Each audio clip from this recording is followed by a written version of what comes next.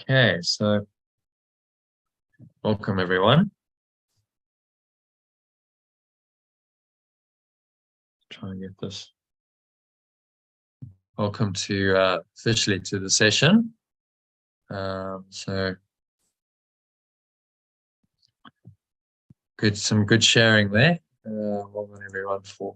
It's always takes a bit of courage to be vulnerable and share your stuff.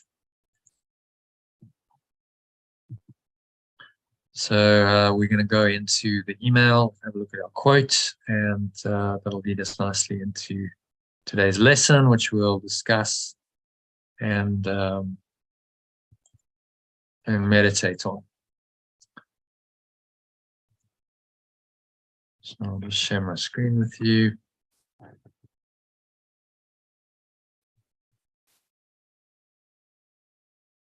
Okay.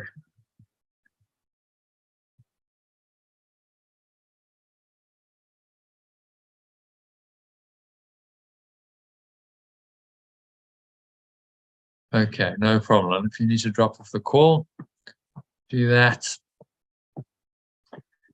All right, who would like to read the quote for today? I'll go for it, shall I? Thanks. The best way to counter a hater is to make it blatantly obvious that their attack has had no impact on you.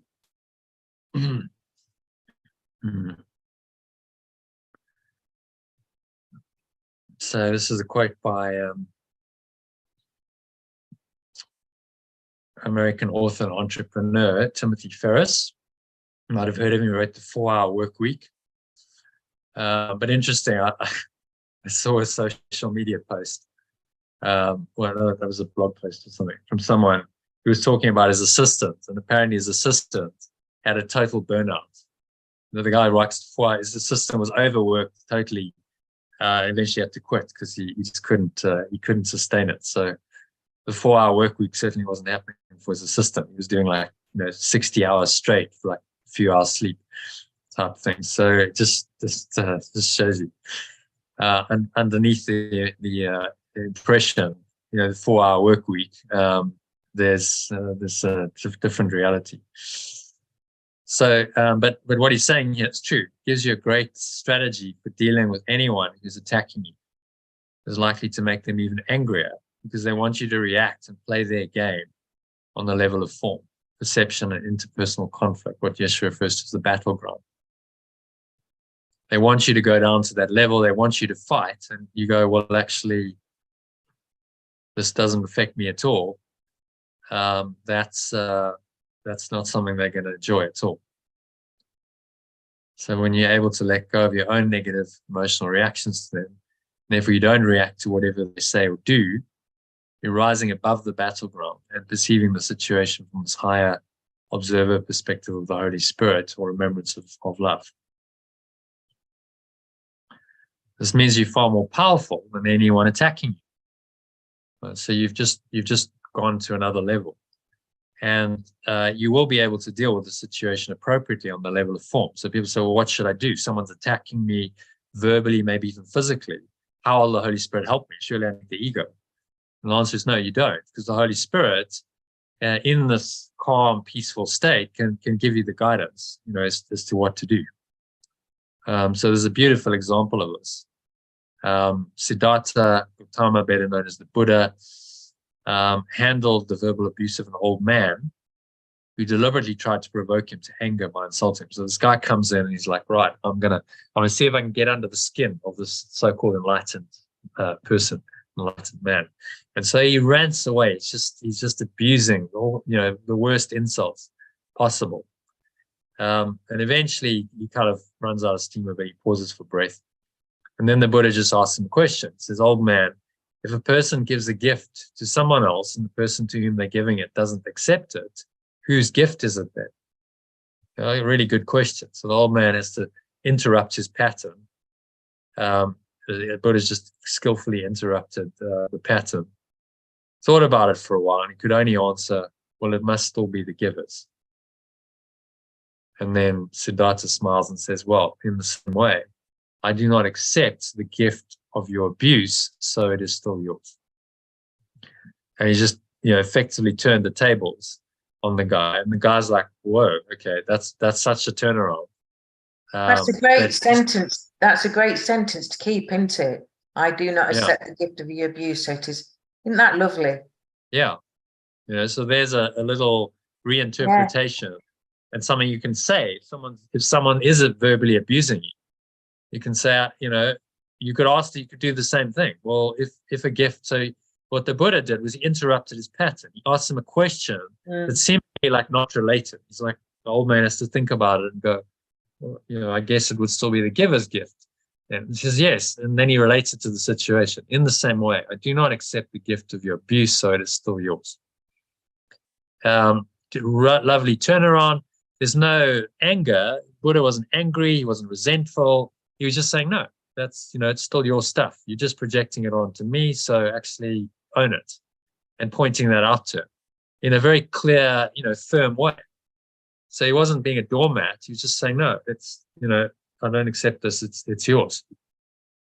And so you can do that. If someone's doing any kind of abusive behavior towards you, you could do something similar. Ask them the question, so if a person gives a gift to someone else, and they might go, why are you asking that? And we're talking about something different. And just say, answer the question, because you interrupt their pattern. See, it's very skillful what it did. And then you say, in the same way, you relate it to the situation. I don't accept the gift of your abuse, so it's still yours. And, the person will, oh, whatever. But it'll make them think. You're like, oh, actually, maybe you have a point there.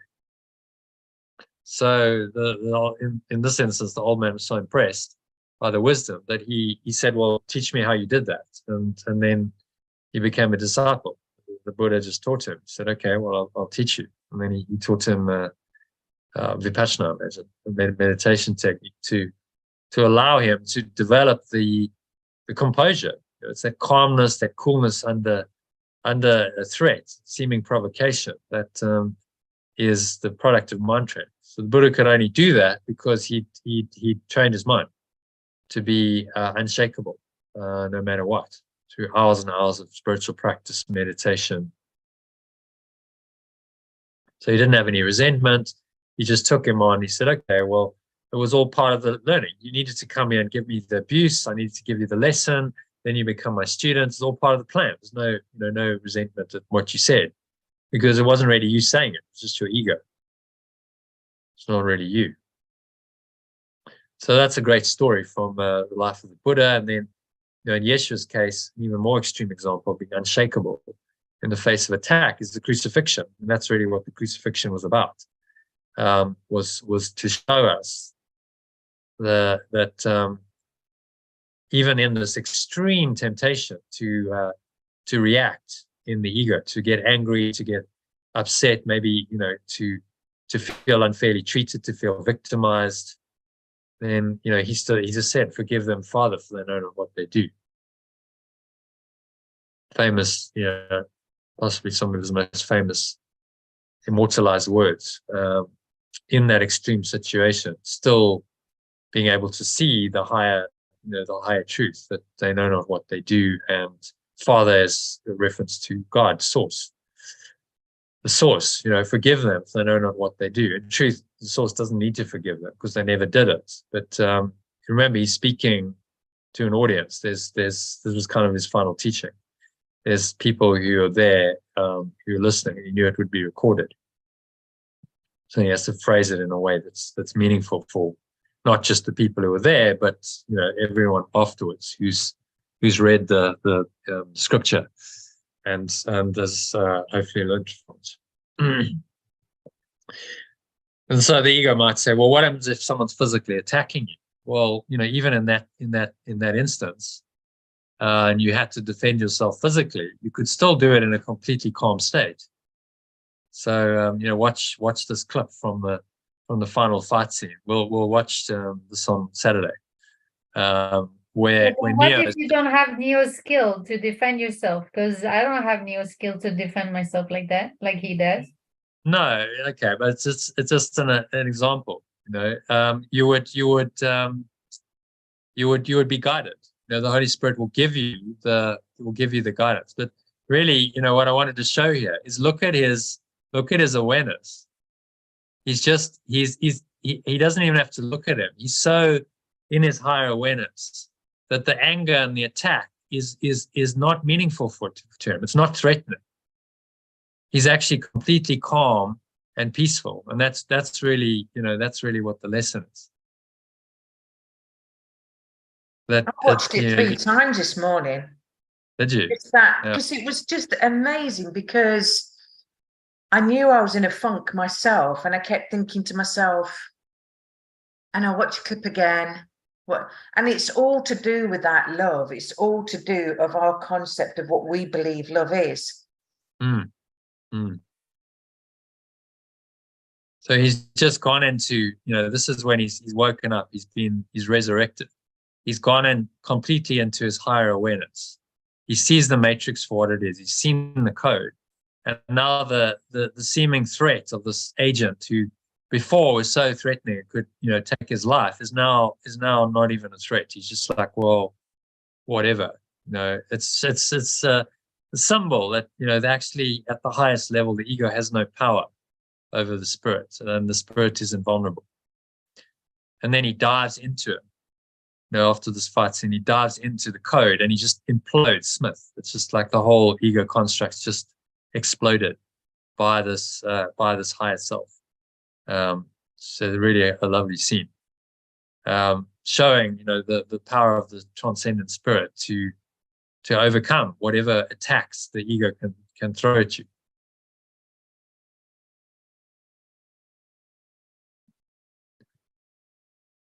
So yeah, watch that, and do join us on tomorrow.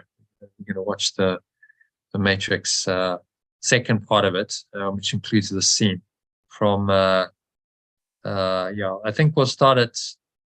Is everyone okay to start at 7, or would 6 be better? Whatever suits you, I'm okay with that. Okay.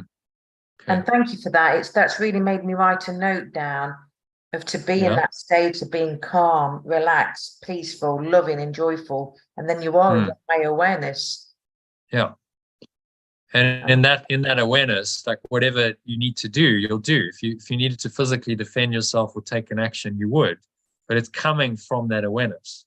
So there's no fear. You see, Neo, it's beautifully done, because you can see he's so like in his higher awareness that there's no fear. There's no, like, it's just whatever. Like there's no ability of this anger, this attack is not phasing him at all. And he's just doing what's necessary. Okay, well, you want to punch me, I'll just block the punches and then I'll kick you down the corridor. But I'm not really angry. I'm not fearing. I'm just in my higher awareness doing what's required to resolve the situation. So there's a good lesson in that. So yeah, we talked about this higher awareness in the context of archery in today's lesson. So getting how you get into a state of flow when shooting competitively. This guy Phil was doing the course at the time as an archer, represents South Africa at the last Paralympics. So it's all about, well, how do you implement these principles in that field? And Zen archery is well known. It's all about the stillness. You need to be in that still, calm state, even in the heat of the competition, because that's what's going to direct the arrow most accurately. If you're still and you're calm. So similarly in life, if you can stay calm, you can stay focused, you're much more likely to shoot accurately and hit the target of whatever you're doing. Your action is likely to be effective. And if you go out of that calm, you said, in the Paralympics, it was interesting for him because he lost it a bit. He couldn't stay in that calm because of the situation. It was like, oh, it's Olympics and it's a big deal.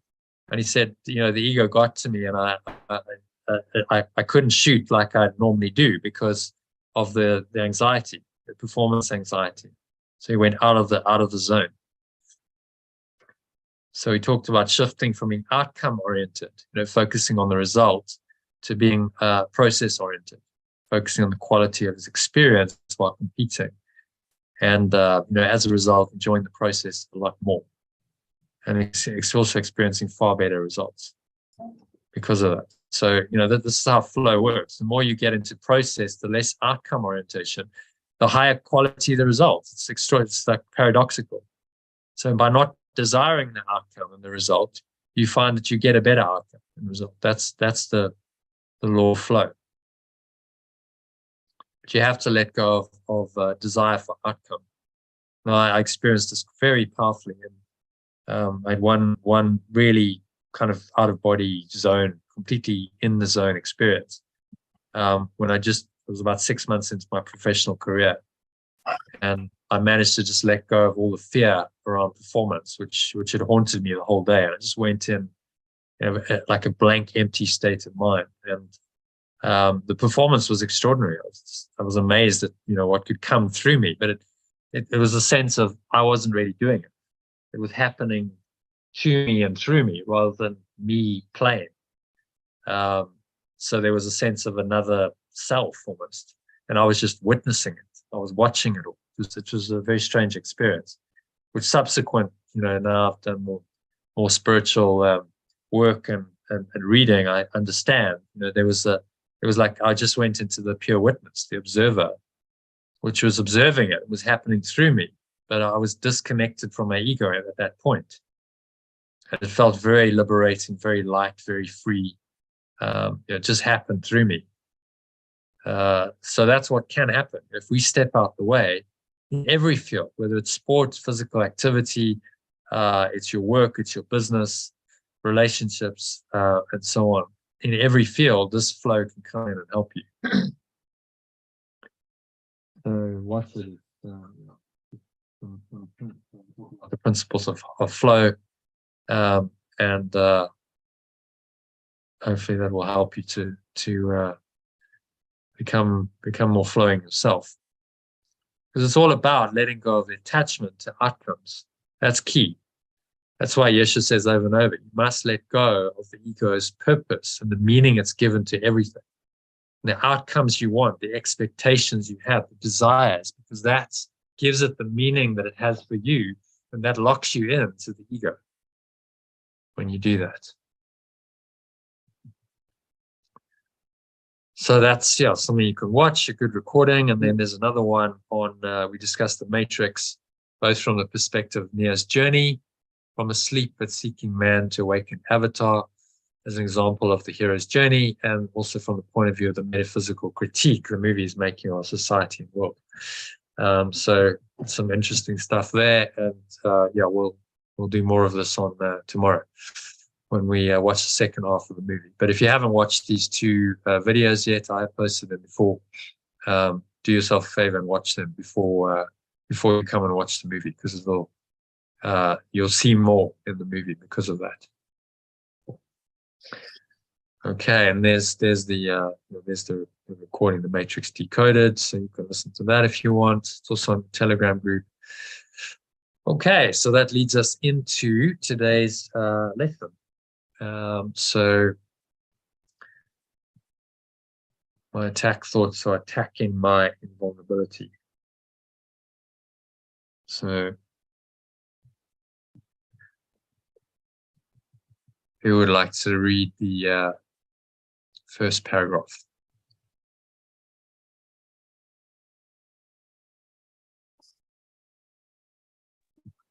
Okay.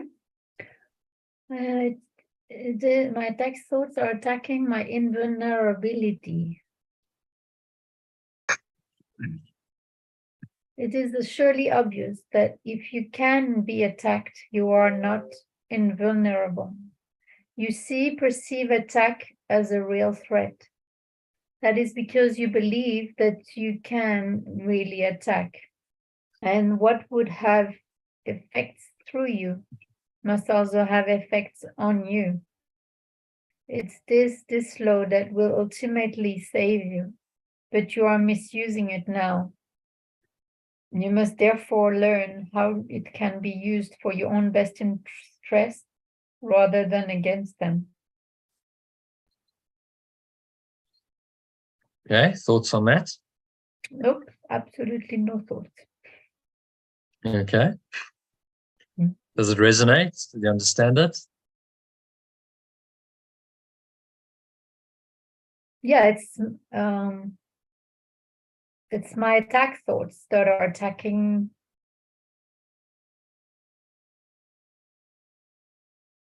my invulnerability. It's basically what the song title, I mean the song, it's funny, the lesson of the day is. Mm. And my attack thoughts have an effect through me and on me. Yeah. And this is the way this will save you, because your thoughts create your external reality. Yeah, so if I Bringing you change back those into thoughts, awareness. then obviously I change Yeah. the reality. Yeah. This will take you back home to love and peace and joy if you start using this law correctly, but you're misusing it now. Yeah. And this is not in your own best interest, rather than against it. Yeah. So attack is a huge part of the ego. Yeah. How it manifests. You've got guilt and sin. We have a look at descent into hell diagram again. So you've got guilt and sin going on, which then seems to require punishment. So there's a fear of punishment, false expectation of punishment appearing real. And that fear then demands punishment. So the fear leads to the attack. Because to be punished, you must be attacked. And then you feel angry and you feel upset. So you feel like you want to attack back. And now you're caught up in this thought system of fear, defense, attack, accusation, blame, complaint, attack on others and on yourself.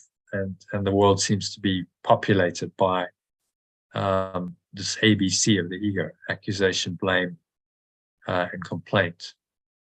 So all forms of attack on yourself. That's what you've got to recognize. You project it out to someone else. You say, I'm not the guilty one. You're guilty. So I get off the hook if I blame you. See, so now I attack you, and that's a projection of my guilt onto you. So I get to get rid of my guilt, but I get to keep my individual identity. And that's why we're addicted to attack, right? Because it's a way of offloading guilt onto someone else, but maintaining your individual identity. So you don't get rid of the ego. In fact, the ego is strengthened. The ego is telling you this is going to work. You really can blame them, and then they'll be punished by God, and you won't. Which is delusional, because actually all you're doing is perpetuating a false thought system, believing in what's not there, the guilt and the sin for a crime that never happened. You never committed it. But the anger, in the projection of anger is the projection of guilt outwards. That makes the guilt real, which underpins your individual identity. Do you see that? And that's why there's so much anger and hatred and attack in the world, because it underpins the individual identity with it confirms the guilt and the sin that underpins the individual identity, being the ego. And so we get addicted to attack because it reinforces our false self. Even though it doesn't feel good, we keep doing it because the ego is telling you, well, this is the answer. You're going to get rid of your guilt this way, so keep projecting it out, even though it clearly doesn't work. You're living in a nightmare of sin, guilt, fear, attack, constantly worried about what people are going to do. Is someone going to attack me? I need to watch my back. I need to defend myself. I need to be careful. There's no freedom. There's no peace. There's no love in that. But this is what the ego is telling you is required in order to protect yourself. Notice in the Name Your Game, what came up for everyone was, well, what's the only so-called benefits of the ego? Well, it keeps me safe. But it's the problem, right? It's not keeping you safe because its thought system is what produces the attack in the first place. So it's not keeping you safe at all. It's actually endangering you because it keeps producing the things to be fearful of.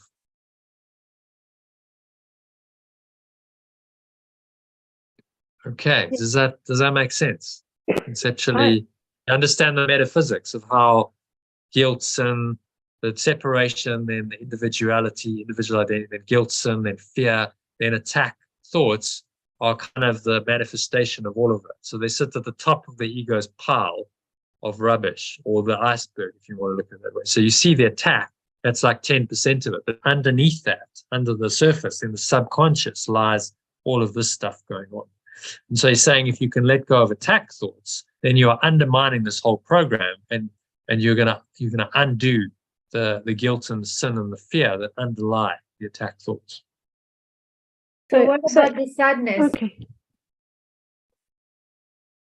Yeah. One at a time. Who wants to go first? Sorry. Oh, sorry, Aurelie. I was just going to say I had an interesting experience in the week about that. Well, I was listening to one of the recordings where you were talking about attack thoughts, and I was on the way to work, and I was actually thinking, I don't know what attack thoughts I have. I couldn't really identify them, but I thought, well, I guess they're there, and I got to work, and during the morning, my boss literally shouted at me, and she doesn't normally do that. I mean, we don't have a great relationship all the time, but literally she shouted at me in the office. And listening to what you're saying, I think I was thinking, well, why is she doing that? I'm the victim here. So, and it was interesting that I was listening to that on the way about the attack thoughts, and then I feel like I got attacked at work that morning, which wasn't particularly usual.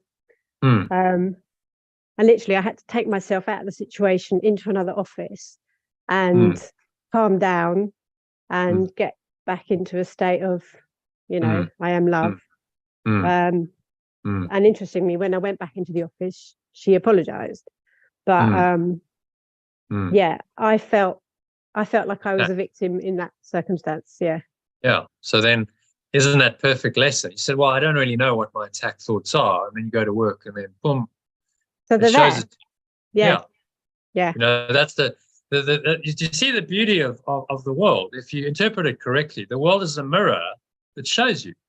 Okay, well, you don't need to go and dig into your subconscious too hard. It's going to just show up in your mirror as your boss screaming at you. Well, that's a symbol of your own attack thoughts, a symbol of your attack upon yourself, which you feel is justified because you're guilty and you're sinful, and so you deserve to be attacked and you deserve to be hurt and unfairly treated. But yeah, it's clearly showing me they were there. Yeah, it's symbolized. And the interesting that you're wondering, well, I don't really know, and then whoop, it pops up. Right? So anything like that in the world, where someone is not being kind, not being nice, they're verbally abusing, they're shouting at you, they're criticizing you, they're judging you, on and on it goes. I mean, accounts for a lot of human behavior, isn't it? That's an attack thought. That's a symbol of your own attack thought, which is symbolic of the whole ego thought system, right? So the desire to be separate, the guilt and the sin, the fear, it all underlies that attack thought. So what Yeshua's saying is, okay, let's be aware of that. That's the tip of the iceberg, and use the tip to go much deeper into the iceberg, the subconscious, and let it go there. Realize that the attack is simply not justified, because none of this is true. The source of the attack is the ego's guilt and sin, and its fear then of punishment, right? That's the source of the attack. But there's really nothing to be guilty and sinful for, because you never did separate. It's not possible, you see. So why are you feeling guilty and sinful for something that never happened? Do you see how the Holy Spirit works, just to undo the whole thing? And then you recognize, well, this is all just nonsense. You collapse the construct in your mind, and you go back to pure formless awareness. Very simple. I think I did go away and think, okay, this is not real, and I had to just refocus. And And then I felt the shift, and I went back in there, and straight away And then she apologized. called me and apologized. Yeah, and it's not So usual for her it to was a lesson. shout. Yeah, it was unusual behavior. So can you see, she was giving you the lesson you needed to Yeah. have in that situation. She was just being the instrument of the ego, showing you, but then reinterpreted. That was a great lesson, because you're like, oh, okay, well now, I can see what attack thoughts are and how this plays out in my life, which is It's a very interesting useful lesson. because that's not common for anyone to really shout at me, or I don't encounter that a lot in my life. So either I'm just not aware of my own attack thoughts, and they're just in my deep subconscious. It's subconscious, It's all subconscious. So when that comes up and you recognize it for what it is, you can bring this all into awareness. Now go, okay, but that's just not true. This is not really justified. It's not true. Getting angry, feeling resentful, wanting to attack back, it's all just making it real. Makes the whole situation real, makes the guilt and the sin real, makes my individual identity real, makes the separation real. I don't really want to do that. I want to deny the reality of what. It's not a reality I want. So my only option is forgiveness. I must let it go, which is the blue arrows and coming in from pure formless awareness of perfect love, streaming into your awareness to help you to reinterpret all of these situations. Okay? So the blue arrow is double-edged, goes both ways. So you can perceive this, still aware of whatever's going on in the world, but then you reinterpret it. That takes it the other way. To this, you go into pure formless awareness, and from that awareness, you can now return the other arrow and you can reinterpret. Say, okay, well, from that state of clear awareness, what should I do? How should I resolve this? And then you get guidance. Or sometimes it just resolves. It's like, okay, well, your boss apologized. You didn't really need to do anything other than go and recenter yourself and just connect with your loving awareness. And then that was the correction, which then shows up on the level of form. She apologized and said, look, I'm sorry, I was out of line. I shouldn't have shouted at you. So then the Holy Spirit's come in to heal that situation. Yeah. Okay, so let's go back to. Okay, so everyone, let's ask already. Can you summarize number 1 for us, paragraph 1? Kindly, then we'll move on to number 2. I thought I did already. Did you? You said I have no thoughts about it whatsoever. No, but after you asked me, and I did say. Did you? Okay. Yeah. All right, everyone happy with number 1? But I was asking you sadness, because we always talk about fear, guilt, anger, on that thing you were showing, that slide. But sadness is often felt as well. So where do you put sadness? Sadness is not an attack thought. When you feel sad. No, sadness is still attacking your true reality of perfect love, which is joyful, as you said yesterday's session. Joy and love are the same. So you're denying your sadness, denies your joy, your true state, denies your joy. So it's still an attack or denial of this. It just doesn't seem to be as overt. The anger seems to always project out. Sadness is more, internal. I'm just sad. I feel depressed, but actually it's attacking. It's a thought of self-attack. You're attacking yourself. Or attacking my peace. Yeah. Oh, I can relate to that then. Yeah. Yeah, So they would be all my an attacking attack, thoughts. Yeah. The sadness. It is still an attack on you, although it's not overt. You're attacking yourself through your sadness. It's useful to remember that. So attack isn't just, I'm going out and someone's shouting at me, and it's sort of in happening in words and actions. It's sadness. If you're continuously depressed and feeling sad, you're denying your true reality. So it's an attack or a denial of God, love, oneness. Yeah, love. Yeah. So all of this, the thought of separation is an attack on love, because it denies love. It says, no, love isn't true. I'm true instead. So attack or denial of love is the ego's religion. That's what gives it its existence. So all of these things just attack or deny love in some way to perpetuate false existence. I checked last night, actually, when I was doing some clearing on sadness, because I've had a lot of that in my energy. And I was checking my suppressed emotions, and 65% of them were sadness. So yeah, that makes sense. But I did clear a lot of that. So, and I think that helped towards my shift yesterday, because I did feel like a big shift happened yesterday evening in how I felt internally. So that was really useful. Yeah, well, sadness is like a blanket, it's a cloak, and it keeps the individual identity intact. It actually keeps guilt and sin going. It keeps fear going. It keeps anger going, because all of those will come in another phase. You could be sad, and then you could get very angry and attack someone. A comfort blanket that does not serve us. And I'm always got a blanket around me. Yes. And that's what it's for. It's comfort. Oh, it's interesting. Yeah, but that's interesting though, Sue, because I can relate to that sadness that I've always sensed this huge, but with Jono just saying that's what made me realize that, oh my gosh, it's like a comfort blanket that I'm continuously, which is not serving me. So yeah, and I have blankets everywhere. Yeah, that is really I do. So it's like, okay, we'll try throwing them off and just go, okay, I'm free. I don't need them. I don't need the blanket. Yeah, I don't need it. And look what you unleashed. Calm. Exactly. I know. Brilliant. I love that. Yeah. It's a real-time miracle.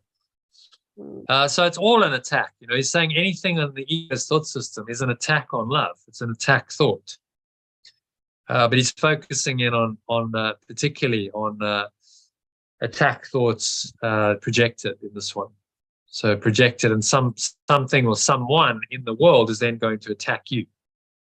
That's the projection of the anger, fear, and guilt outwards, which he's asking us to really look at and let go of. Okay, so number 2, Sue, if you can read that. Because your attack thoughts will be projected, you will fear attack. And if you fear attack, you must believe that you are not invulnerable. Attack thoughts therefore make you vulnerable in your own mind, which is where the attack thoughts are. Attack thoughts and invulnerability cannot be accepted together. They contradict each other. I'm not sure I really relate to the word invulnerability.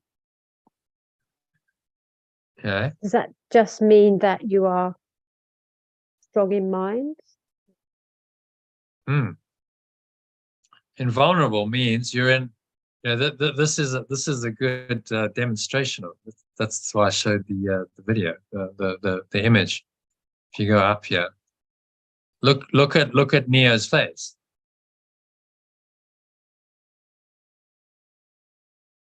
Right? He's like, I'm not bothered.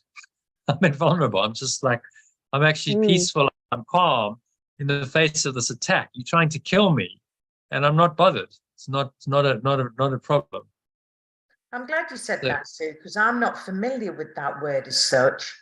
Vulnerable. Yeah, invulnerable. Invulnerable is not something that you can relate to. Well, I don't relate to it very much. I was going to actually look it up again in the dictionary, because that's what I do when I'm on it, because I don't like, and it's invulnerable. But I'm glad you said that. Well, let's see exactly what the meaning is.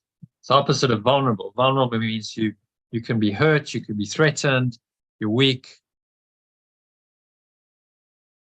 Invulnerable, impossible to harm or damage.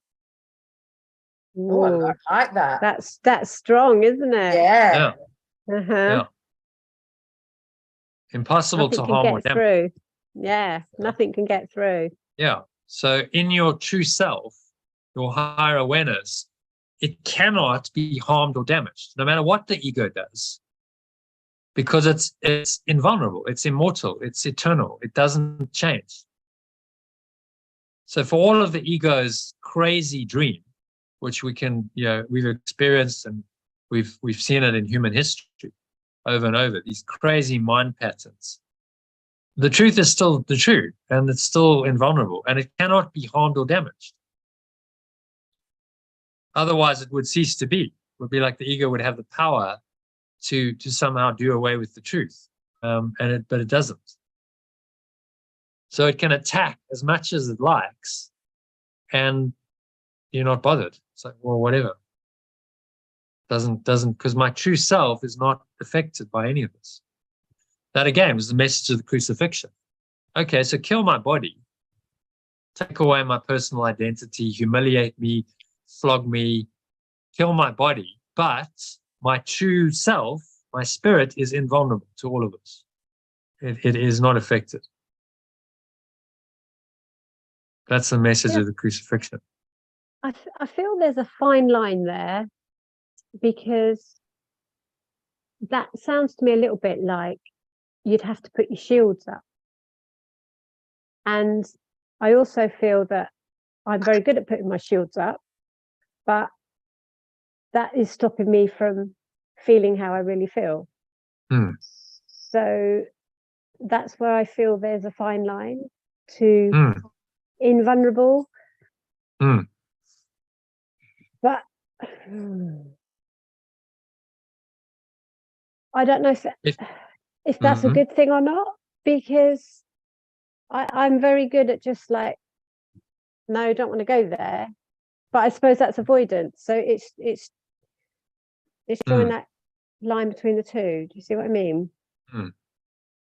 Well, can you go there, and you face the ego like Neo's doing, and you're not bothered? It's just like, I'm invulnerable. I'm not mentally and emotionally moved. That's really the key, isn't it?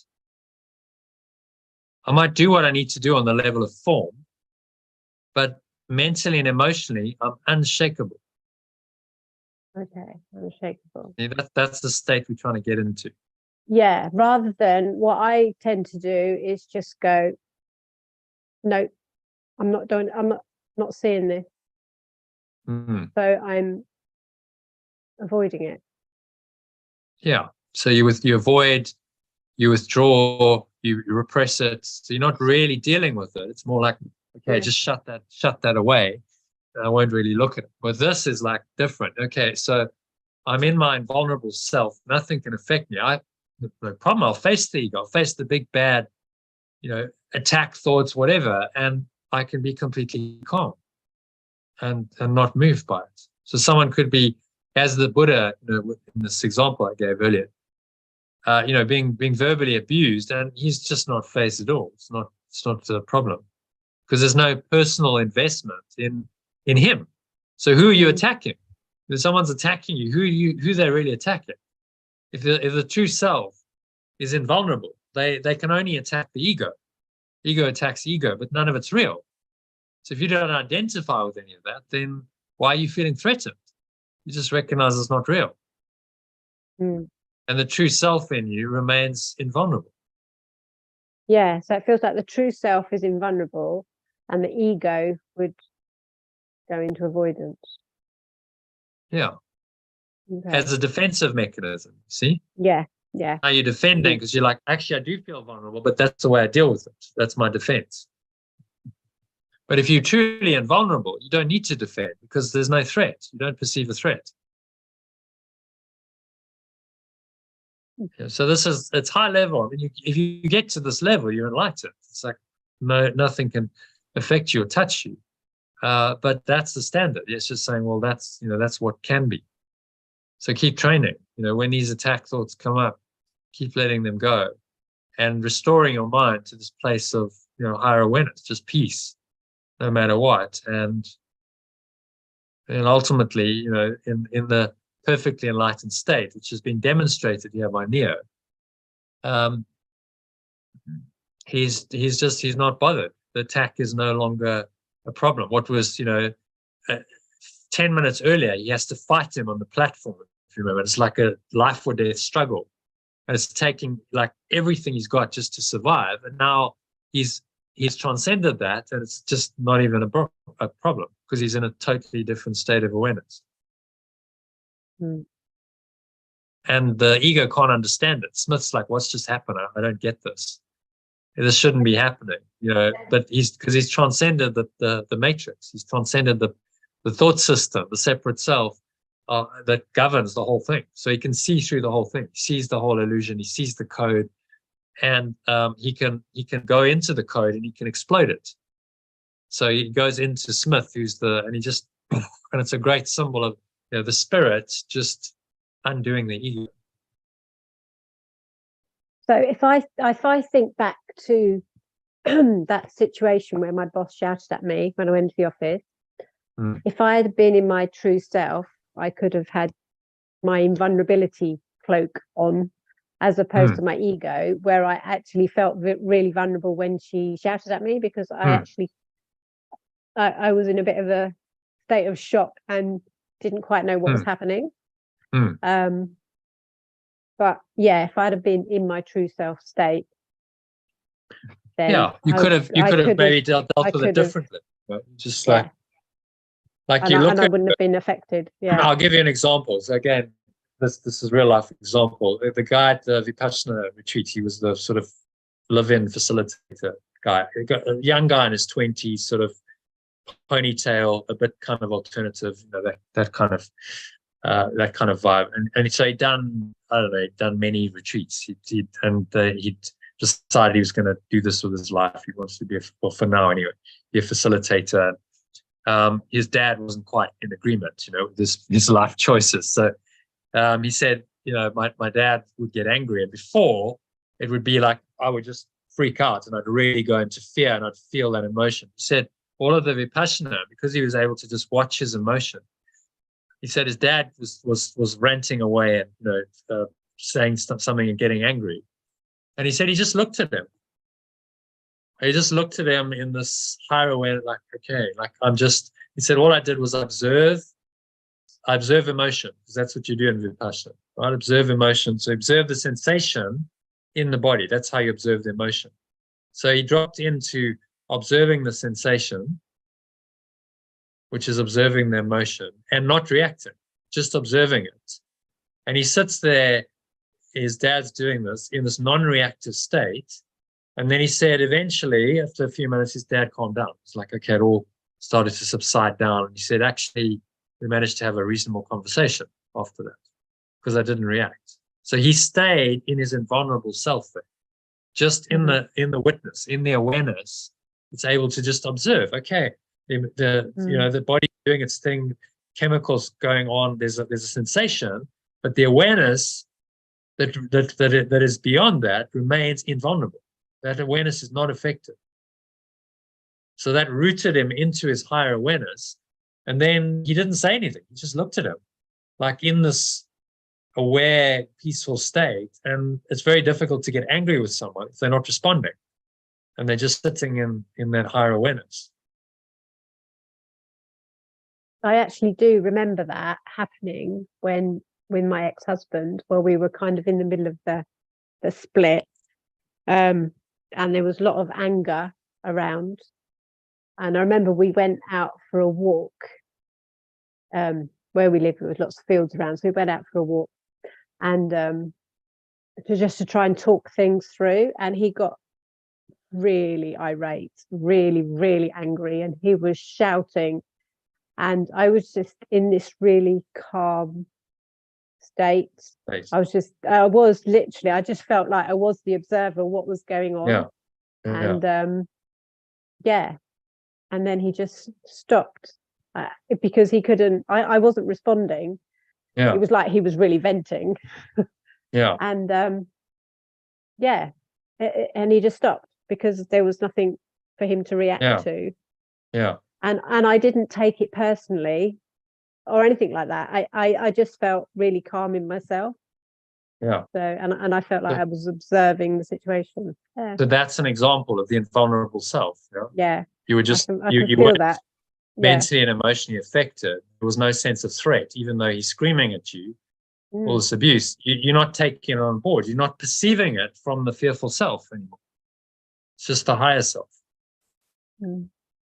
Christine said had the same experience. Do you want to share that, Christine? You didn't share. I don't think you were here earlier. So if you want to share anything, you're welcome to. I'll share it, but it's not a nice thing. Same sort of thing. This was like 25 years ago.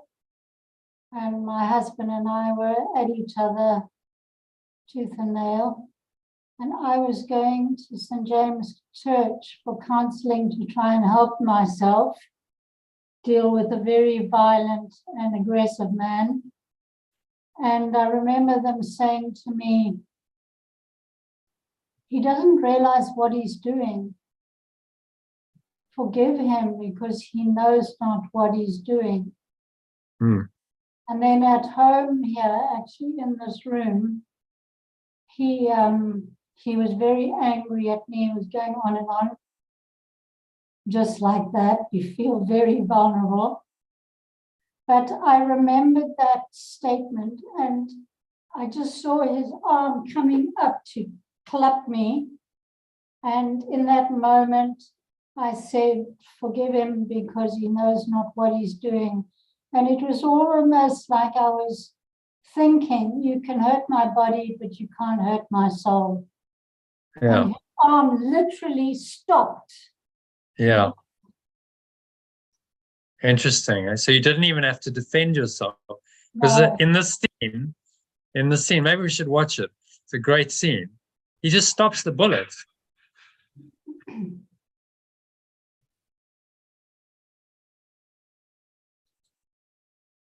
So right, he's just woken up, right? He's resurrected. He's seeing the code. And look, he's not even bothered.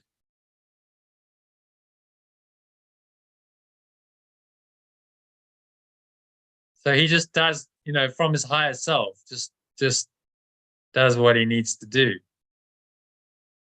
That looks like a fake leg. Yeah. It's like a wooden leg or something. And then he just dives into him. And the guys are like, whoa, what's happening? This is a mind blower. We've never seen this before. More like a metal concrete leg because of the power. He just threw this guy away. Then you see the light just. Yeah, that's a powerful scene, Yeah.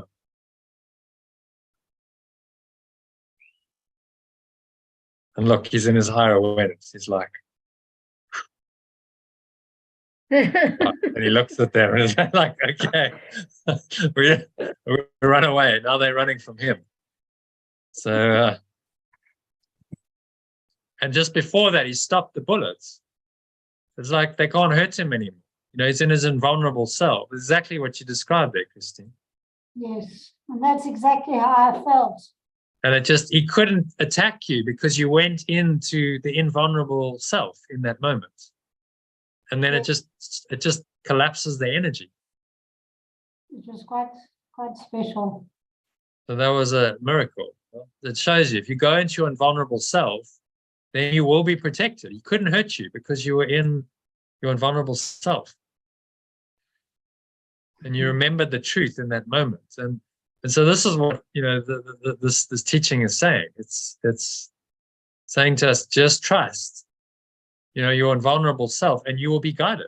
Like the miracles happen to really help you, even in these extreme situations. And there's many, many instances of these kinds of things happening where people are just, okay, remember the truth in the crisis, and it's actually okay.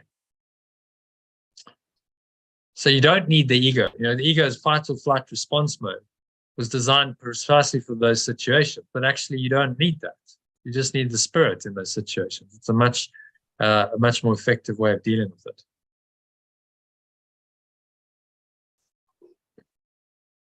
So thanks for sharing that, Christine. Appreciate it. Where are we? let's go back to the email down here. So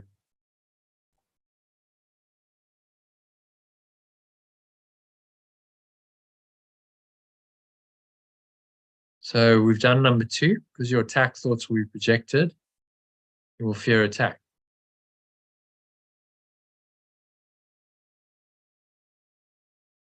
Right, so you're attacking yourself, attacking your own true self, then you must project them, and then you fear attack. Because now attack seems to be possible from the outside. If you fear attack, you must believe that you're not invulnerable. So attack thoughts therefore make you vulnerable in your own mind. So you're actually attacking yourself. This is where the attack thoughts are. So you cannot harbor attack thoughts and also be invulnerable. They contradict each other. He said this many times. Yesterday, he said love and fear cannot coexist. It's the same message. They can't both exist in your mind at the same time. You must choose. Do I choose attack thoughts and that whole thought system, because they come from a thought system of guilt, sin, fear, attack, anger, hatred, and so on, or do I choose the invulnerable self that cannot be affected by any of this? Those are the choices. And you get to choose that, moment by moment. So in a test, if it's an extreme situation, and you remember to claim your invulnerable self, then that's your protection. Just remember that this is the truth. And then you can't actually be harmed. Not possible.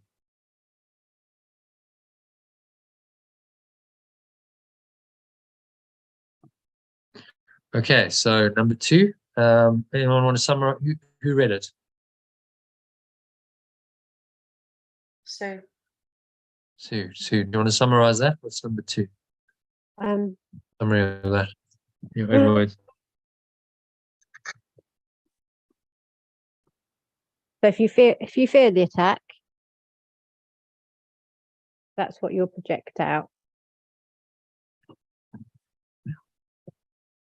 Well, I think we project, and our separate self is an attack on our true self. So then that gets projected up. If I identify with that, then I must project it out, and then I must fear attack. That's how the ego works. So the attack starts within, as you say. The attack is in your own mind. that's constant battle in my head. What you've just said, the self, the separate self, the ego attacking the true self. Yeah. Wow. Then that gets projected out, and then you get the attack externally, but it's all a mirror of the internal struggle, the internal conflict, the attack on yourself. If you can remember that, then you have a way of collapsing the attack externally, see? Because it's okay, I've just attacked myself. So all I need to do to correct that is go into the invulnerable self. I go into that invulnerable self where there's no attack, the whole thought system is collapsed, then the attack on the external must also disappear. As you saw, quite dramatically, Christine, in that situation. Because he was about to, and he just couldn't do it because you reminded yourself. Yes. Like something then came into him to stop him. Well, that's the Holy Spirit. But it is an extreme case. As you're talking, I'm thinking it's very hard to believe that you will be protected until you reach the extreme fear. When you really do fear for your life and these sort of things happen, and you're so desperate that you turn to spirit. You reach beyond anything to... Yeah, which is what it was for. When you've had that experience, then you can believe it. But if you tell people that this is what you must do in a situation like this, they won't do it. Yeah. So, as part of your journey, it was happening for your own best interests. for your awakening. It was definitely, yes. That was the beginning of my journey. Yeah. So, you know, it's all perfect in its apparent imperfection. And you claimed in that moment, you know, that miracle was probably life-changing because you went, whoa, what just happened there? Yeah. That shouldn't have happened. By the laws of the ego, that should not have happened. He should have hit me. What stopped him? And then you go, well, what stopped him was the power that I claimed in that moment. By remembering, forgive them, Father, for they know not what they do. And you see, your Then you make opponent that doesn't know any of that. He wouldn't have grasped, he wouldn't have known what I was working with. But because I remembered what was going through my mind in that moment, I realized what came to help me. But it was actually me attacking myself, because I obviously had such hatred and such anger thoughts towards him. Indirectly, I was attacking my invulnerable self. So it's all very clear. Yeah. And he was just the projection of that. So, you know, that's how it works. But then in that moment, you remember the truth. Yes. You know, and interesting, because it was the crucifixion that did it. So that crucifixion is a huge symbol. It's the symbol of attack, really. Guilt, sin, fear, attack. Symbol of the ego's entire thought system. And then in response, he says, forgive them, Father, for they know not what they do, which is the undoing of the entire thought system there. And you claimed that. It was like then the crucifixion, the meaning of the true meaning of the crucifixion was made clear to you in that moment, wasn't it? Yes. So then Yeshua's so-called sacrifice, what he went through, you know, you gave it its full due and honor because you learned from it. That's what it was about. It's a learning experience. He said, you know, you don't have to do this, but I'm going to demonstrate exactly how the ego works. And then I'm going to demonstrate that actually forgiveness is the way to deal with this terrible guilt, sin, attack program that it's invented. And that ultimately that will resurrect you into your eternal self, your true self, the Christ, which he then symbolized in the dream by actually coming back into his body to demonstrate that actually death isn't real. The whole thought system of guilt, sin, fear, and attack is nothing. And the eternal life is everything.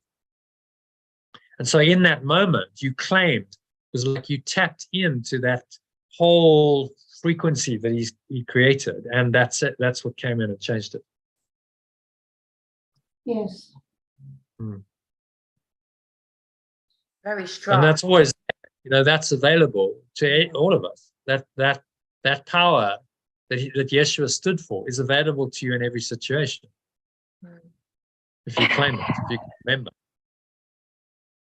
But with Christine sharing that, which was really powerful, I'm really pleased that you said, and not because of the memory, but it brought me back to when I was a child, and I obviously made myself homeless at 17 because I was beaten up by my mum constantly and I couldn't cope. And I would never attack my mum. So that what I had to do was just pack my bag and just go, which I did. But then I felt that was the biggest mistake I did, because I shouldn't have left the family home. But when you shared that, Christine, it reminded me of when I first moved to this town. I moved in with a friend, and I was only about 19, I think, at the time. And I came home from seeing friends one night, and her partner decided to beat me up just randomly, just like that. But I had no thought or anything of power or anything. And I guess I was in that very vulnerable state of believing it was my fault. It's only like now, like listening to others, I can understand if only, you know, you could do, but I guess it was supposed to play out the way it played out. But it's amazing when you share something, how you're just listening, but you can relate to something, you know. Like I said, I've never attacked my mum. I wouldn't hit her, I wouldn't touch her, and I didn't think it's the right thing to do. And that's why I had to just, I left home with 20p in my pocket. That's all I had. But that time when I moved here and noticed that, and that was a very vulnerable state.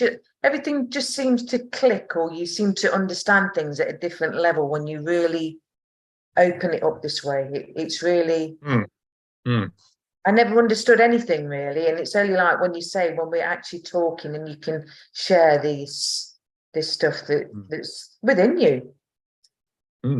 Yeah, these experiences, and then the sharing is all part of it. So Christine's sharing then helps others, which is why we share. So thanks for that, Christine. Yeah. Okay. So the idea for today, do you want to read number 3? Susie, how about you read that first? The idea for today introduces the thought that you always attack yourself first. If attack thoughts must entail the belief that you are vulnerable, their effect is to weaken you in your own eyes. Thus, they have attacked your perception of yourself.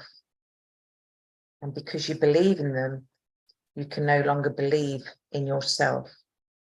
A false image of yourself has come to take the place of what you are. Yeah, does that make sense? Yeah, that's really hit me, because I totally, just by sharing that and reading that, very, very true. You think at your time, only 18, 19, I wouldn't show that vulnerability, but you don't realise what's going off within you for someone just to attack you. And you would have thought you'd been attacked, but I just left it. I just thought I'd done something. It was my fault. Yeah, I hadn't done anything. I'd just come home from a night out. Yeah, it's subconscious. See, so the subconscious then creates, because you've got that program of feeling like you're attacking yourself and you deserve to be attacked, then that's in your energy. And then someone who's prone to that, who's obviously a bit of an abusive guy, will then pick up on that, and then he'll and then respond. So remember, the persecutor and the victim are in a dance together. Right? It's a co-creation. They're both doing it. The victim is playing their program, persecutor is playing their program, and this is the ego's dance. Insane dance. It's crazy, but both are equally responsible. And so the victim says, "I'm not responsible. I'm the one being abused." But actually you are, because it's your own attack thoughts that are doing it to you. And when you change, I've spoken to, remember one lady, she went through terrible abuse, 19 years of it. She said, I had to realize that I was doing it. I was as responsible as my partner was for this. And I kept going back because I felt like I deserved it. I felt like I deserved the abuse. And when she came to the awareness that she didn't, that she actually deserved better, and she did some of the healing of her self-concept, then she could leave him. And then she was able to go and live her own life free of that. But as long as you still have that pattern, then you will be attracted to the abusive relationship, because it's giving you what you think you deserve. And that's why these abusive relationships continue for so long. When I worked in it for 10 years, there was a clear pattern. There was a real, like a catch-22, and nobody could really see it, that if you were coming from that environment, you were creating the whole thing. Yeah, you create it, and then it just perpetuates. And if the victim believes they're a victim, then they will continue to be victimized. They will attract situations that victimize them, and they will attract someone who has to then persecute them and abuse them, because that's what they require. That's what the ego needs in order to sustain itself. And so, you got to observe that, see that, how it plays out in your own life and others. And you have empathy, but also realize that it's completely insane. The game is insane. There's absolutely no point to it.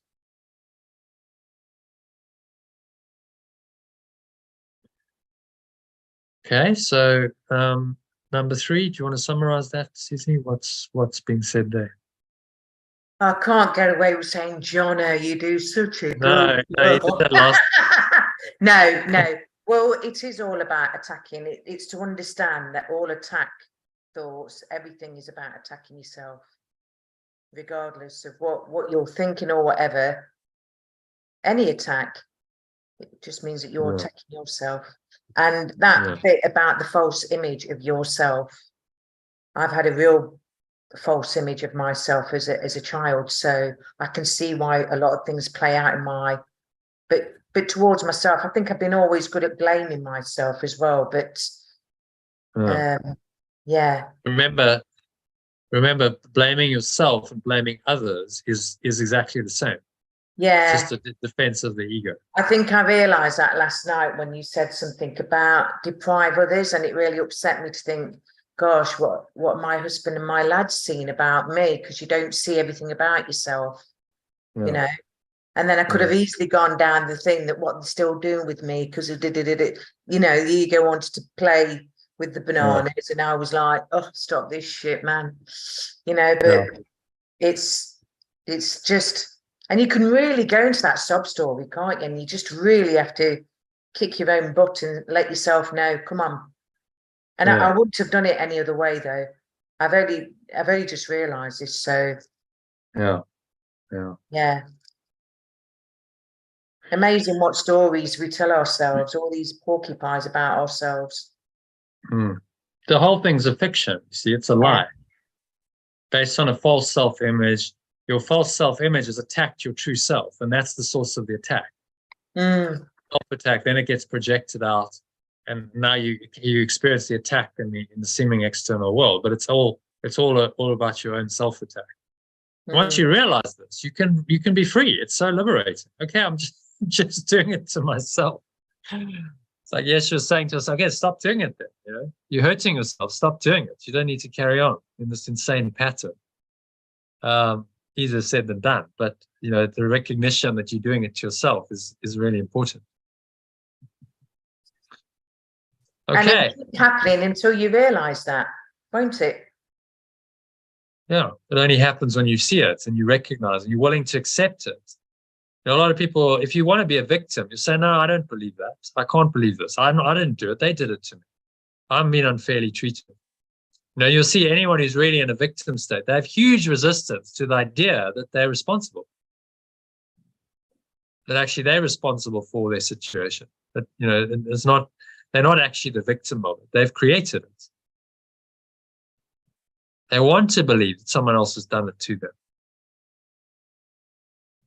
Because that perpetuates the ego. But in that, they make themselves powerless. Because if I'm a victim, I have no power then to change it. I just have to continue being a victim. If it really is done to me and I've got no choice, then I'm a victim, and that's my lot in life.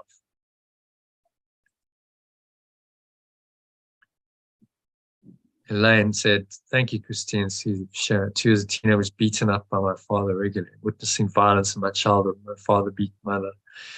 2 left home at 17. Both are very brave for sharing. This is an amazing lesson. Okay. Thanks, Elaine. Oh, so just I'm not brave enough to share. I'm not brave enough to share, I'm afraid. So they're brilliant, yeah. Christine and you've just shared. You just put it in the chat. Okay. But yeah, no, amazing. Can't thank you enough. Yeah, absolutely. Yeah. So we're all not alone. This is common. It's a common pattern of abuse and attack, and you know, we've all got to now reinterpret it and recognize what is really going on. Yeah, amazing. So you think you're alone, but you're not. Yeah. No, I think this is bringing up a lot of emotions. It's amazing. So thank you. Yeah. You know, this is common. I mean, it's this kind of abuse. You know, we live in a society that's in denial. Actually, we go, everything's okay, you know, on the surface level, but actually, there's so much of the stuff going on because the ego is an attacking thought. So, and if most people are believing in the ego, then this kind of attack is going to be very common in relationships. Abuse is very common. Not just physical, verbal abuse, psychological abuse, emotional abuse, that's the pattern of the ego. So, you know, that's probably more common, much more common than unconditional love. Unconditional love is a rarity. It's very seldom to find it. Much more common for this kind of pattern to be playing out.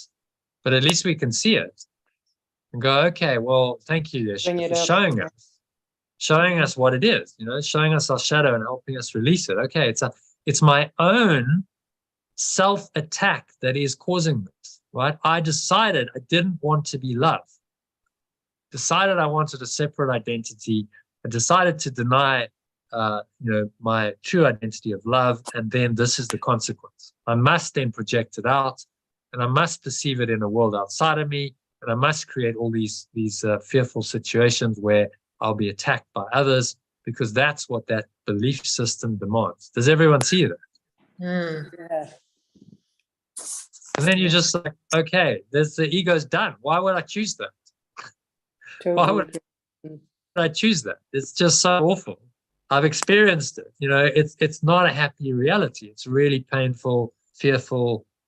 When I can have peace and love and joy, why would I possibly want to choose a separate self if this is the consequence of it?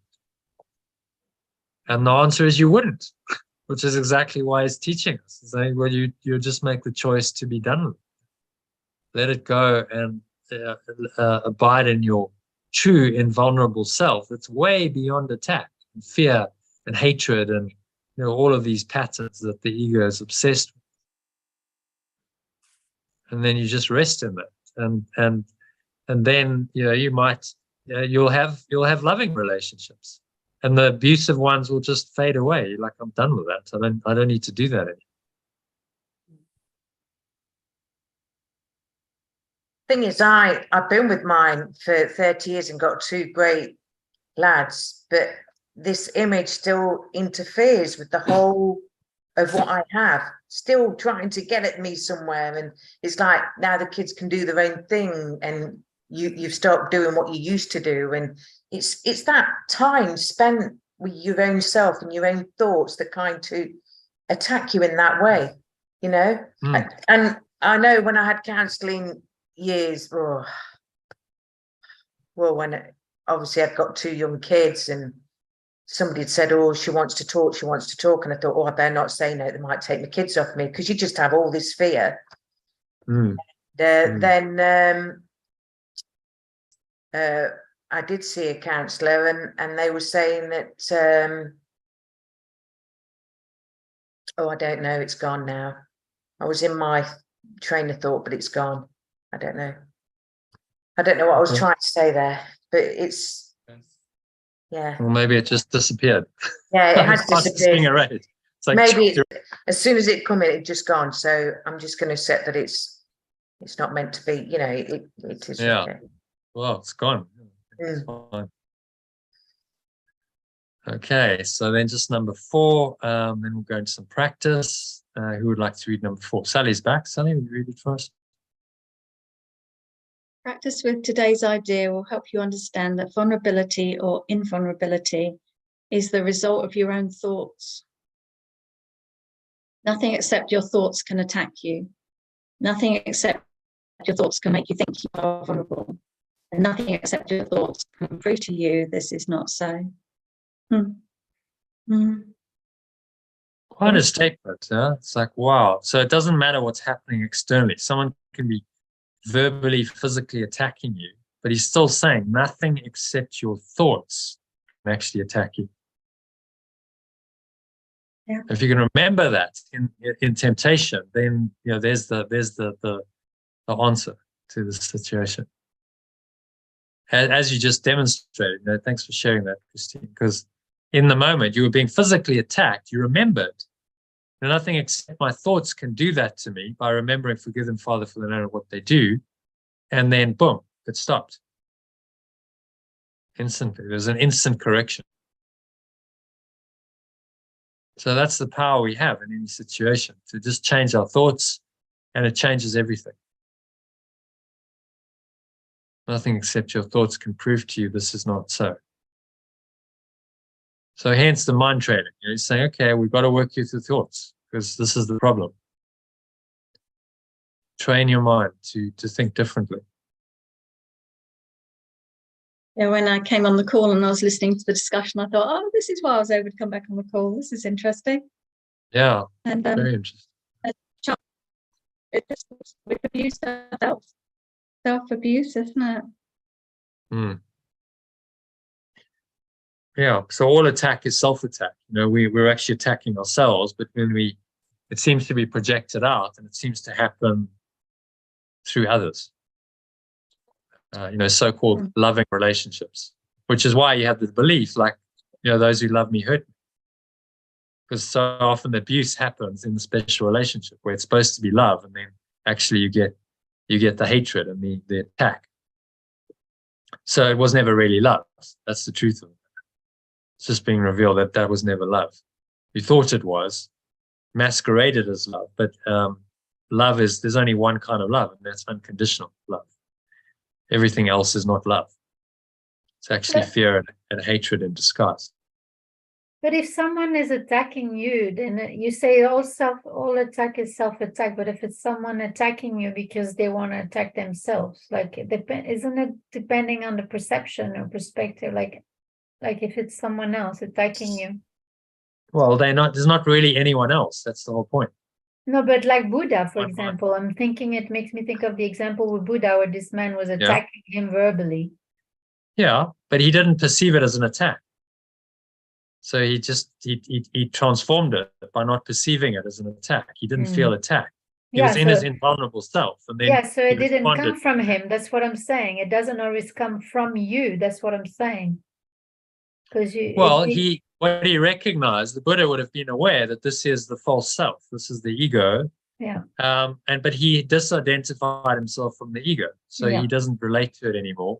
So he's able to stay in his higher awareness, just see, look, okay, this is just ego. And so I can just name it and I can transform it. This isn't me. If you think it's you, that's the problem. See, then you're enslaved by the whole situation. So it's happening, it's the ego, but he doesn't identify with it, and then he can transcend it and transform it in through his words and actions. So that's the key. You know, it might still happen on the level of form, but you're going to deal with it very differently if you're in your higher self. Yes. So Yeshua, you know, so he's enlightened, he's got it, he's the Christ, and yet he gets this attack. You go, well, how did that happen? Crucifixion. Well, he chose it. It was a lesson he needed to teach. So he's like, okay, I'll go through this experience to demonstrate,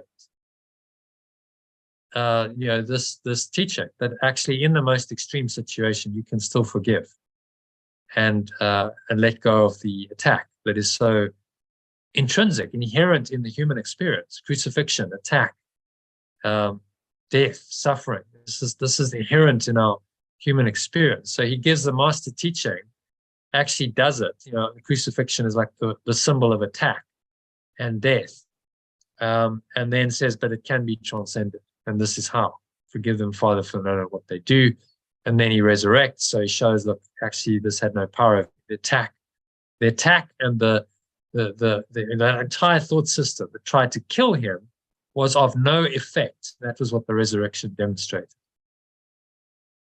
Very, very powerful lesson. It's enormously powerful. So, okay, so if you can apply that to your own life, you recognize that attack and fear and hatred and death have no effect on you because you are the invulnerable self. You are the Christ as he was, and you simply claim it. And then you resurrect into that true self. And then you are invulnerable to all of that. And that's what he's offering us here with this teaching.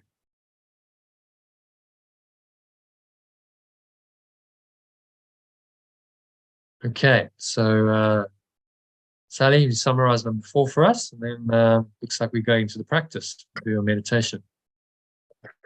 We get to choose if to be feeling vulnerable or invulnerable, depending on how we choose to think.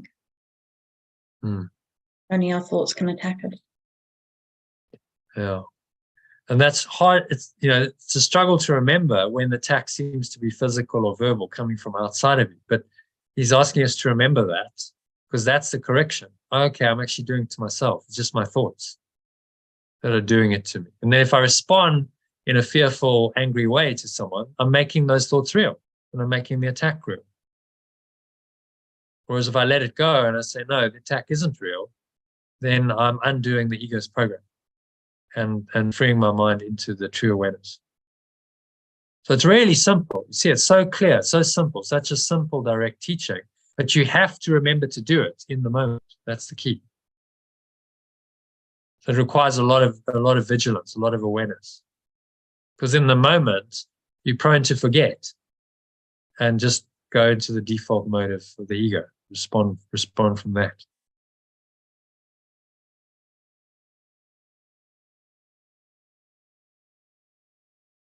Okay. So, any other thoughts? Anything else to share?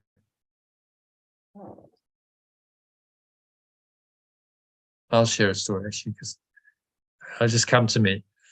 So I had this experience when I was doing the Name Your Game the first time exercise. It was on a retreat, a workshop, sort of weekend workshop, and the facilitator, I was kind of quite cool, and people were sort of doing their thing, and I was handling it. I was like, okay, I'm okay. And then he attacked me on A Course in Miracles, actually. Never go at that, saying, well, just a ridiculous belief that you believe everything's unreal or something. It was like it really pushed my buttons. And just anger arose. I remember just rising. I felt like I wanted to get up and take him on, because I'd helped him. I felt betrayed because I'd helped him organize the workshop and brought in half the people, they were from my network. And so the impulse was like, how dare you? And so I was going to attack him. And I just managed to somehow just, okay, just, I watched it arise, and I had enough control to say, okay, just, let it go. I breathed it out, and it's like, okay, it subsided. I could feel it like rose up, and then it just subsided back down. I didn't just react to it. I didn't act on it. And I just said, well, that's what you believe, or something, which is probably the best thing I could have said. I didn't react in anger, but I was close to. And I think if I'd reacted in anger, it may well have, I wouldn't be doing this work now, because I would have probably left the retreat. I mean, what he's not going to back down. Let's say I'd said, okay, I'm going to take you on. I probably would have gone, okay, I'm not coming back. I'm going to leave the whole thing. And then I wouldn't have learned this process, this name your game, flipping your flop. This is where I learned it. Which I'm now able to, to teach to others, and many people have benefited from it. So, in that moment, I chose a different path, didn't I? If I'd responded from anger, then everything that's unfolded subsequent may not have happened, and I may not well be doing what I'm doing now. So it just shows you, in those moments, we create our destiny. In those moments of choice. So remember that when the ego comes calling, it's trying to get you to believe in its story, that you're choosing a different way. Profoundly, you actually rewire time and space, and your whole dream changes, because in the moment you chose love and forgiveness instead of anger, hatred, fear, and attack. Okay.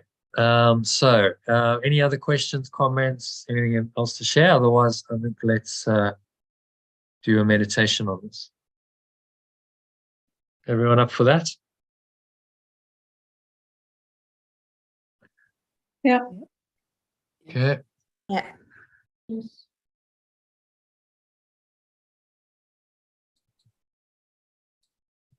All right. So just making yourselves comfortable.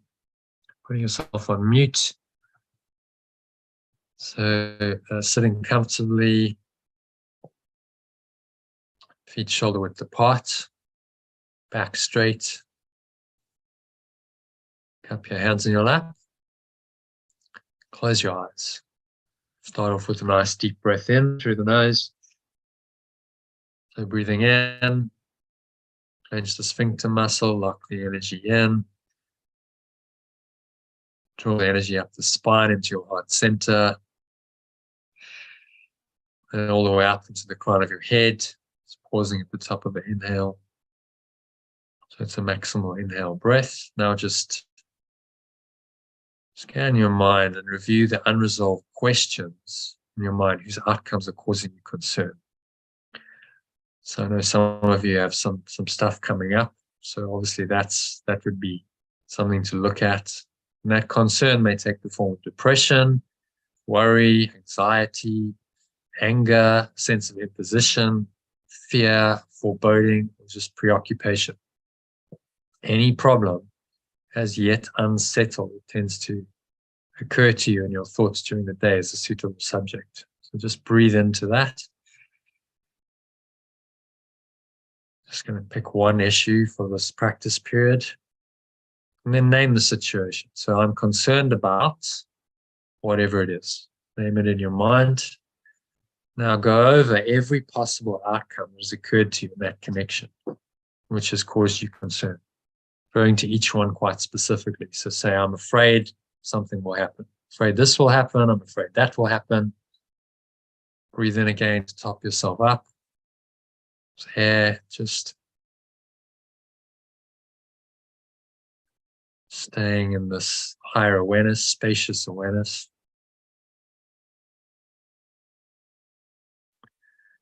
And you'll notice, if you're doing the exercise properly, that maybe some situations crop up, some distressing possibilities, maybe 5 or 6, maybe less, maybe more, available for each situation you use, quite possibly more. So just let your mind go to them briefly.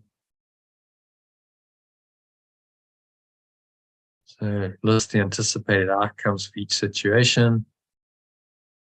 You'll probably find some of them, especially those that occur to you toward the end, less acceptable.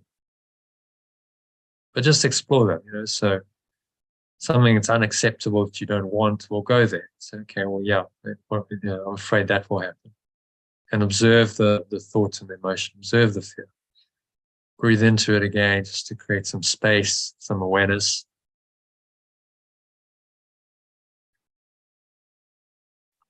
So try to treat them all alike to whatever extent you can.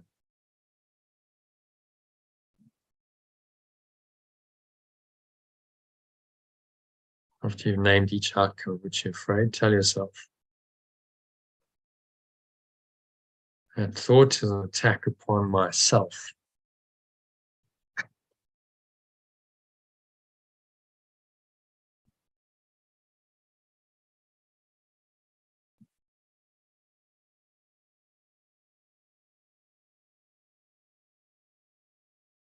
That thought is an attack upon myself. And then let it go. Exhale. Blow it all out, releasing it with the breeze of your breath to the nothingness that it really is. It's going, gone. Pull the lower stomach into the spine. Expel the last remaining air out.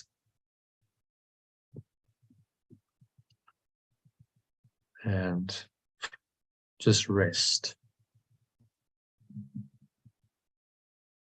in the peace and stillness that comes beyond attack. Beyond attack and fear and hatred and anger lies the truth.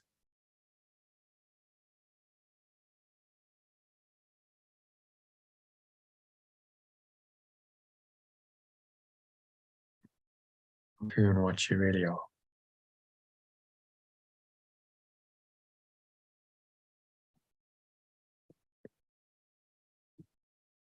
And so just rest in that truth. There's nowhere else to go, there's nothing else to do, nothing else to think about.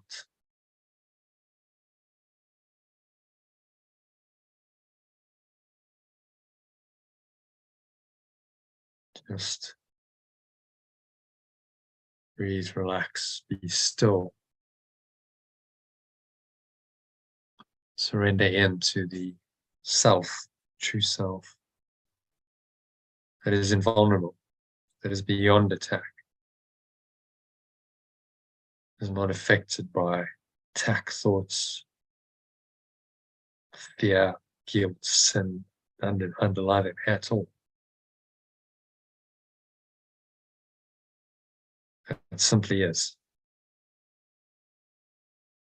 You might want to claim that self, connect with it fully by saying, I am love. I am love, and breathe it in to your heart center, connecting with your heart space.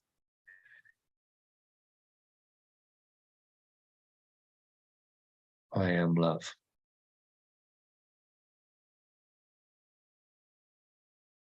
I am abundant love, or I am perfect love.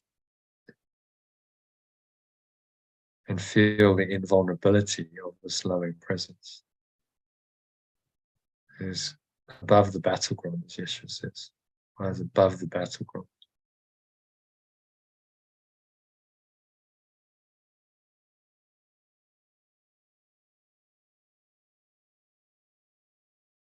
Into your true awareness, higher awareness, it's called deeper awareness, your true self. Let it just arise. Let yourself just go there, surrender to it completely. There's nowhere else to go, nothing else to do, nothing else to think about.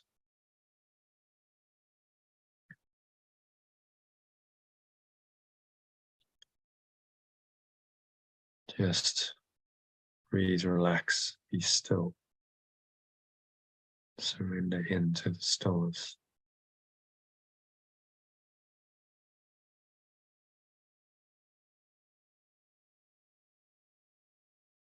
A couple of minutes of deep silence.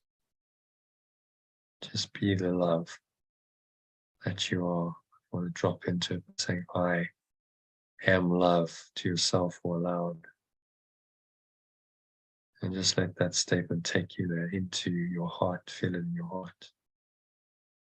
Opening your mind to drop into this deeper state of awareness.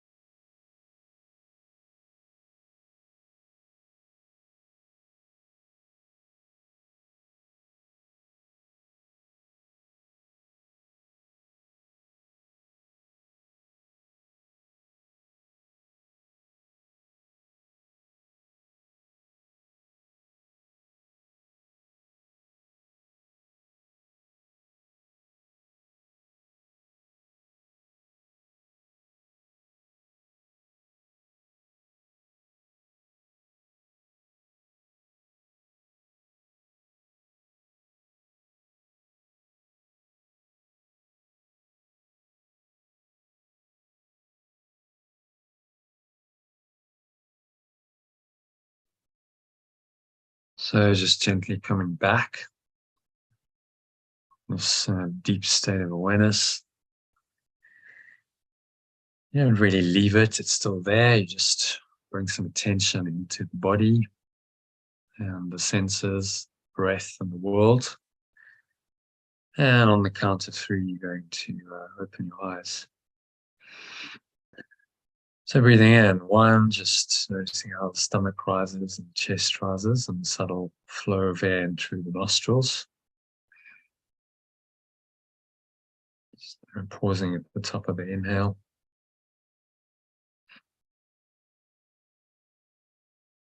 Smile.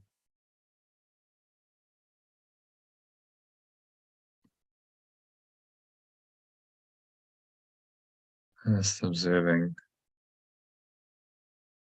thoughts, emotions, sensations. Again, let's do the exercise again.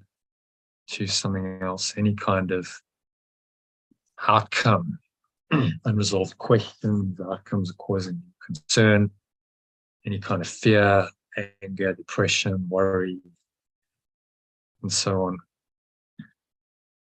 Say I'm concerned about whatever it is. Explore the outcomes. You might have various things that you think will happen. So say I'm afraid that something will happen, and I'm afraid something else will happen. And just go there, explore 5 or 6 different outcomes.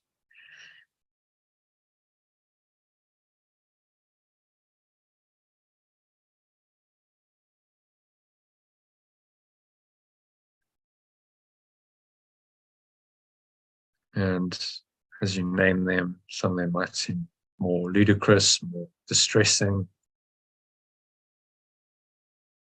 Just say that thought is an attack upon myself.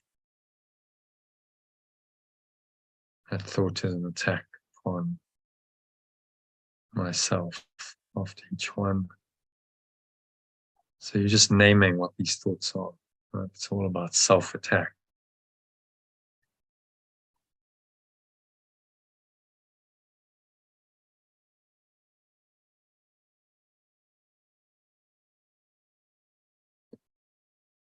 So just let it all go, exhale, blow it all out.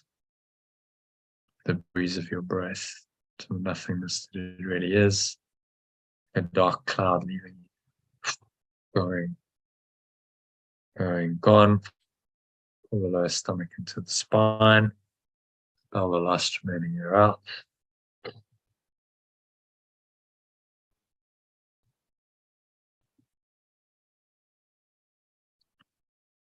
So on the count of 2, notice the clarity, the peace, the stillness come when you let go of attack thoughts.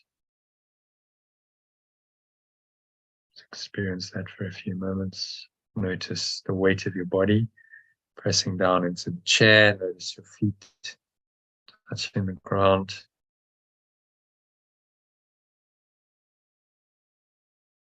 Notice what you're feeling and touching. Maybe there's a subtle taste in your mouth, a smell in your nose. Notice that.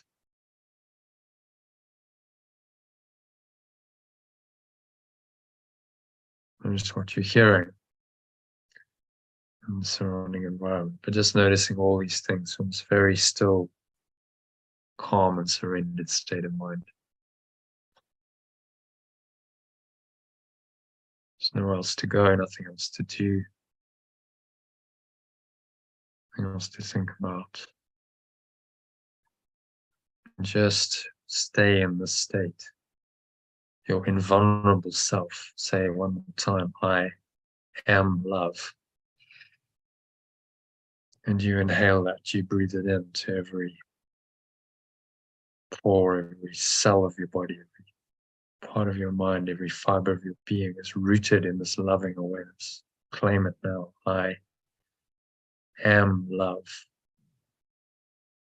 It's way beyond attack thoughts and fear, guilt and sin and all these insane ideas which cover the truth.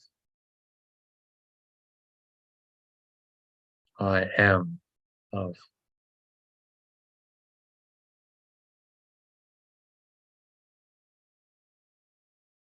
And one more time, say to yourself, or aloud if you want, I am love.